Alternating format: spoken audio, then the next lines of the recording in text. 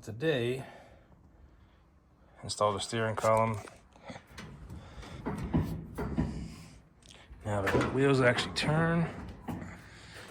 Installed the engine, transmission, new motor mounts, engine mounts, and luckily the drive shaft from that 75, you can't see it, a 75 Chevy van, mounted right in. And the issue I'm having is the shifter doesn't want to find reverse, so I just rigged it up to first, second, and reverse, so I can move it in and out of here, so I can take it to finish it.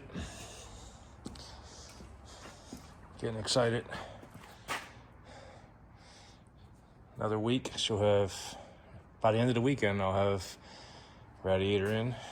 I'll have it temporarily gas tanked, wired up, running, moving back and forth.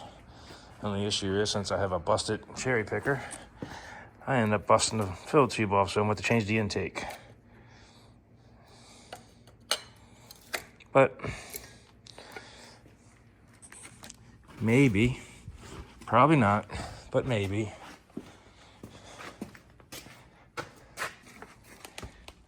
I'll throw that on it. We'll see.